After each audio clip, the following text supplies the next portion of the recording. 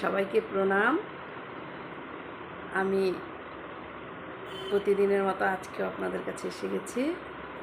শ্রীমদ্ ভাগবত গীতার পঞ্চদশ অধ্যায়ের পঞ্চম শ্লোকা আজকে আমি পাঠ করার চেষ্টা করব আপনাদের কাছে, ঠিক আছে?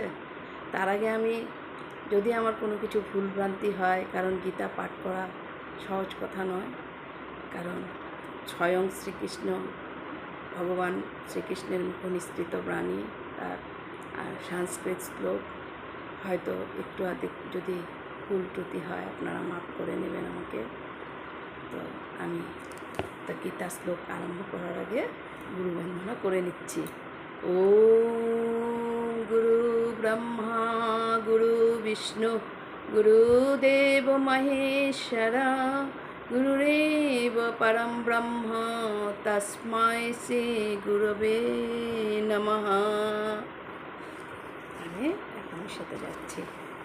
এখন হচ্ছে শ্রীমদ্ ভাগবত গীতার পঞ্চদশ অধ্যায়। ওম শ্রী পরমাত্মনে নমঃ।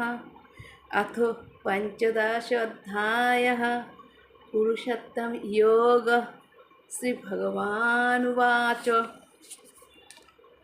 নির্মাণমোহাজিতসঙ্গদোষা আধ্যাত্মনিতা বিনিবৃত্তকামাঃ দ্বন্দ্বৈর্বিমুক্তা সুখদুঃখসঙ্গৈ গচ্ছন্তি মূঢ়াপদব্যয়ম তৎ।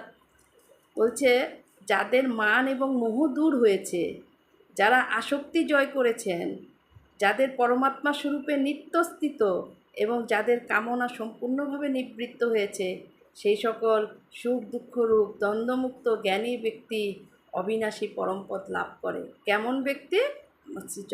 শ্রীকৃষ্ণ ভগবান বলে দিলেন, যাদের মান এবং মোহ, মান মানে সম্মানে লাগছে আমার, আত্মসম্মান, মান সম্মান সব কিছুর ঊর্ধ্বে, এবং মোহ অন্ধকার, ও দোষ দেখো কারো দোষ দেখতে পাচ্ছে না, মোহ।